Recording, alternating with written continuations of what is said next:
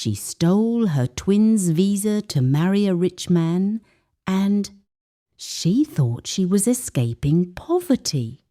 She thought she was stepping into a life of wealth and luxury, but no destiny. Bring your sit and sit down. Let me tell you how it all started. The night the twins were born, the sky did not stay quiet. Thunder crashed like a warning. Lightning split the clouds into two, just like the babies that came into the world that same moment. The old women in the village looked at each other with fear. "This is not ordinary," one of them whispered. "Twins born under a broken sky always carry a heavy destiny," another replied. Inside the small clay house, their mother held the two baby girls close to her chest. One cried loudly, her voice strong and sharp. The other stayed quiet, her eyes wide open, as if she was already watching the world carefully.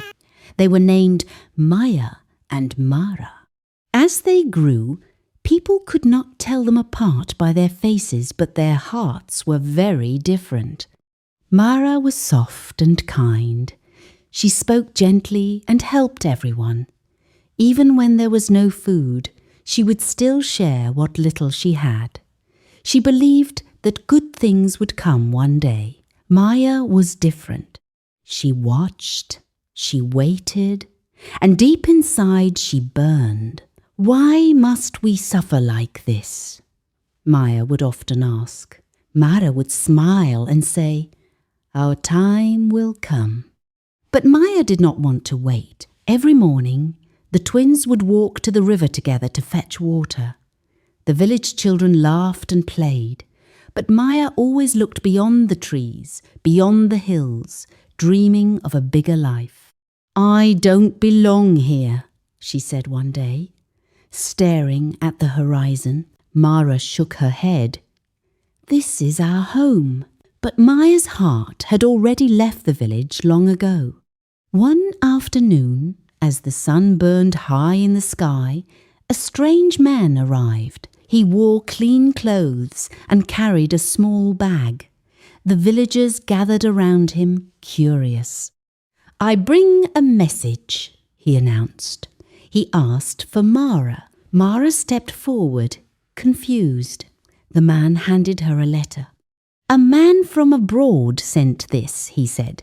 "His name is Daniel. He saw your photo through a charity program. He wants to marry you and take you away from this place." The village gasped. Mara's hands trembled as she opened the letter. Inside was a visa and a promise of a new life. "This must be a mistake," she said softly. But beside her, Maya stood frozen. Her heart began to race. A new life, a rich husband, a way out. That night, while Mara sat quietly thinking about the letter, Maya could not sleep. She stared at the roof, her mind spinning. "Why her?" she whispered. Tears filled her eyes, but they quickly turned into something else, something darker. "I am just as beautiful, just as strong. Why should she be the one to leave this place?" Outside, the wind blew hard again, just like the night they were born. It felt like the world was watching. Waiting, inside the room, Mara finally fell asleep.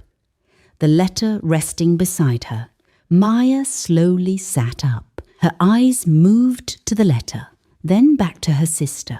Her breathing became heavy. "No one will know," she whispered. She stood up quietly and walked closer. The silence in the room was deep. Even the night seemed to hold its breath. Maya reached out her hand, and that was the moment everything began to change. Maya's fingers trembled as they touched the letter beside Mara. For a moment, she stopped. Her heart beat loudly in her chest, as if warning her, "Don't do it." A small voice inside her whispered. She looked at her sleeping sister. Mara's face was calm, peaceful, innocent. Maya swallowed hard. Then her eyes grew cold. "I deserve this life too," she said softly. "Maybe even more than you." With slow, careful movements, she picked up the letter, the visa, and the documents. She held them tightly, as if afraid they would disappear. Mara shifted slightly in her sleep. Maya froze. But Mara did not wake. The room returned to silence.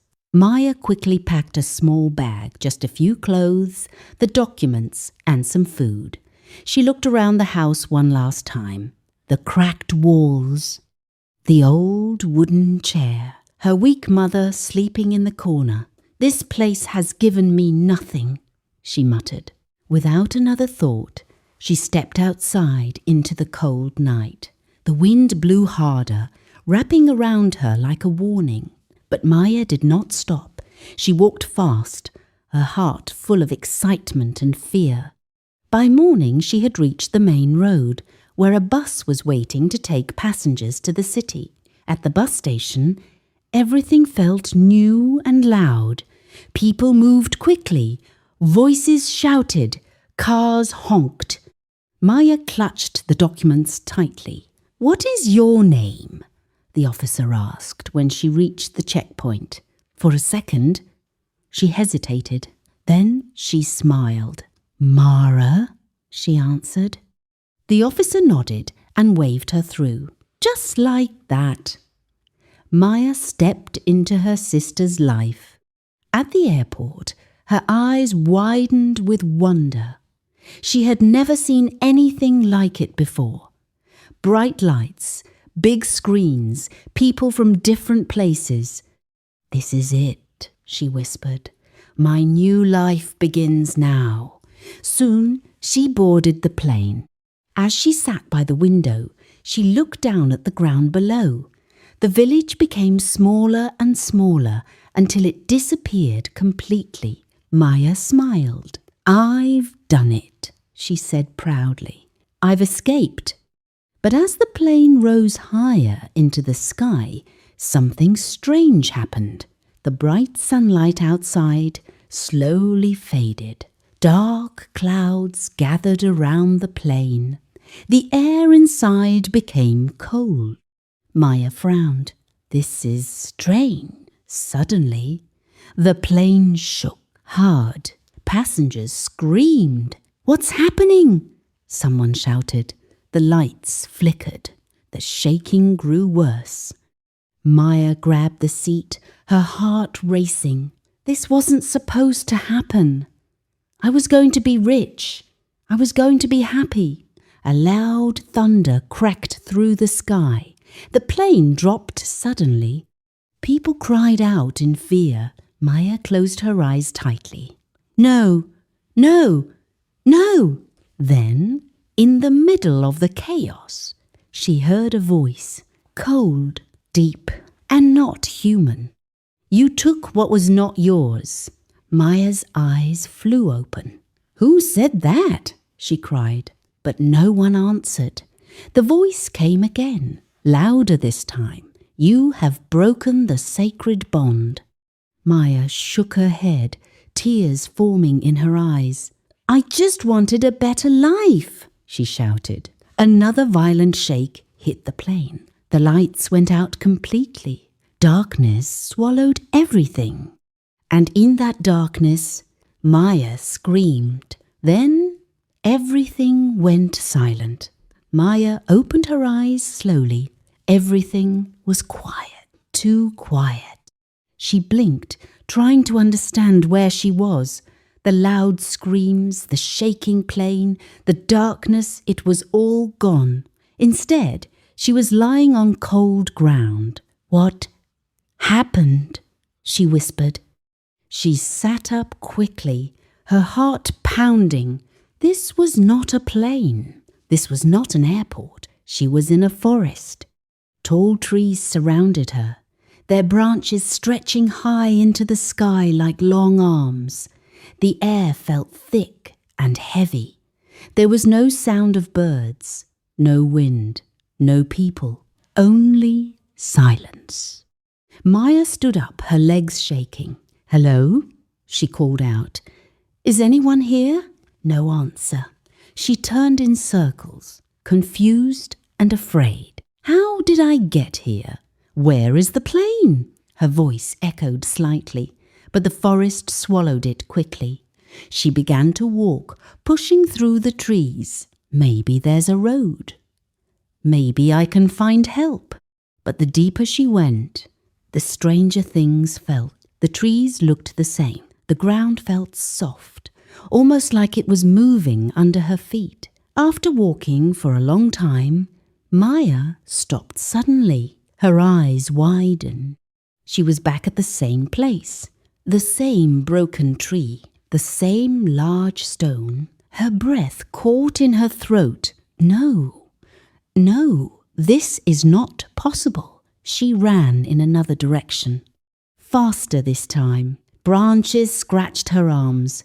Her feet slipped on the ground. But when she stopped again, she was still in the same spot. Maya's fear grew stronger. "I'm trapped," she whispered. Suddenly, a cold wind passed through the forest. The leaves shook. And then, a voice. "You cannot run." Maya froze. Her whole body went still. "Who's there?" she shouted, turning around quickly. No one, only trees. Her heart pounded louder. "Show yourself," she cried. The voice came again, slow, deep, and everywhere at once. "You took what was not yours." Maya covered her ears. "No, I didn't steal anything. I just wanted a better life." The wind grew stronger. The trees seemed to move slightly. "You broke the bond of twins." Maya shook her head, tears running down her face. "We're just sisters," she shouted. "It's not that serious." For a moment, everything went silent again. Then the voice spoke once more, colder than before. "Twins are one soul, split into two bodies." Maya's breath stopped. "You have taken from yourself." Her knees grew weak. "I don't understand," she whispered. The forest suddenly grew darker. The sky above turned grey. "You will understand," the voice said. "But first, you will face the truth." Maya screamed as the ground beneath her feet shook. A strong wind pushed her backward. She fell hard onto the ground. The trees around her began to fade. The air twisted and spun. Everything blurred. And then silence. When Maya opened her eyes again, she was no longer alone. In front of her stood a group of people, dressed in white, watching her, waiting, and none of them looked friendly. Maya's heart pounded as she stared at the people in front of her. They stood in a straight line, dressed in long white clothes that touched the ground. Red beads hung around their necks. Their faces were calm, too calm. No one smiled, no one spoke. They only watched her. Maya slowly stood up, her legs shaking. "Please, I need help," she said, her voice weak. The people did not move. Then, from the middle of the group, an old woman stepped forward. Her hair was white like ash. Her eyes were deep and sharp, as if they could see through Maya's soul. "You should not be here," the old woman said quietly. Maya swallowed hard. "I don't know how I got here," she replied quickly. "I was on a plane, and then—" "No," the woman interrupted, raising her hand. "You know exactly how you got here." Maya froze. The old woman took another step closer. "You stole your sister's path." Maya's breath caught in her throat. "How? How do you know that?" she whispered. The villagers around them remained still, like statues. The old woman gave a small, knowing smile. "This is not the world you know," she said. "This is the land where truth lives. No lie can hide here." Maya felt her chest tighten. She wanted to deny it. She wanted to run, but something inside her told her it was useless. Her voice broke. "I just wanted a better life." The old woman's face did not change. "And so you chose betrayal?" she replied. Maya lowered her head, shame filling her heart. The woman turned and pointed to a small hut at the edge of the village.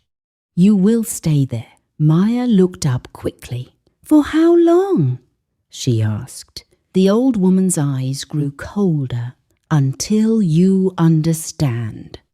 "Understand what?" Maya asked, fear rising again. The woman looked straight into her eyes. "The weight of what you have done." A cold chill ran down Maya's spine. "I don't want to stay here," she said, stepping back. "I need to go home." She turned to run, but as soon as she took a step, the ground beneath her feet felt heavy, like it was holding her down. She could not move. Her legs refused to obey her. Panic filled her chest. "What's happening to me?" she cried. The old woman spoke again, her voice calm but powerful. "No one leaves this place until the truth is accepted." Maya's eyes filled with tears. "This isn't fair," she shouted. "I didn't kill anyone. I just took an opportunity." The villagers finally moved slightly, murmuring softly among themselves. The old woman raised her hand, and they became silent again. "You think it is small," she said slowly, "but the bond between twins is sacred. You broke it for greed." Maya fell to her knees. Her strength was gone. The weight of the place pressed down on her. "I didn't mean to hurt her," she whispered. For the first time, her voice sounded truly weak. The old woman looked at her for a long moment. Then she turned away. "When night comes," she said, "you will begin to see." Maya looked up confused. "See what?" she asked. But the woman did not answer. The villagers slowly walked away, leaving Maya alone. The sun above began to fade. The sky turned dark once again. And as the first shadow of night fell over the strange village, Maya felt something change. A deep fear, a heavy truth. Something was coming, and she knew it would not be easy to face. That night, Maya could not sleep. She sat inside the small hut, hugging her knees tightly. The air was cold, and the silence felt heavy, like something was watching her. "This place is not normal," she whispered. Outside, the strange village was quiet. No laughter, no talking, only the soft sound of wind moving through the trees. Maya lay down slowly, closing her eyes. "I just want to wake up. I want everything to go back to normal." But as sleep came, something began. A soft sound filled her ears, a cry. Maya's eyes opened suddenly. She was no longer in the hut. She was back home. Her heart jumped with hope. "I'm back," she shouted. But something felt wrong. The house looked the same, but the air was heavy with sadness. Then she saw her. Mara, her twin sister, was sitting on the floor, crying. "Maya, where did you go?" Mara whispered, her voice broken. Maya stepped closer. "I'm here," she said. "I'm right here." But Mara did not hear her. Maya reached out to touch her, but her hand passed through Mara's body like air. Maya froze. "What?" What is this?" Her chest tightened as fear grew inside her. Then she heard another sound, a weak cough. Maya turned quickly. Their mother lay on the bed, looking thinner, weaker. "Mama," Maya whispered, tears forming in her eyes. Mara rushed to her side. "Please don't leave me too," Mara cried. "I can't lose both of you." Maya's heart broke. No, this is not real," she said, shaking her head. But it was real, very real. Days passed in what felt like seconds. Maya watched everything. She watched Mara go out every morning, searching for her. She watched villagers whisper and point fingers. "She ran away," some said. "She brought shame," others added. Mara carried all the blame. Mara carried all the pain. One evening, Mara returned home, tired and weak. She sat beside their mother and held her hand. "I'm sorry," Mara whispered. "I couldn't find her." Their mother did not respond. Her breathing was slow, too slow. Maya fell to her knees, crying. "I didn't mean this. I didn't want this."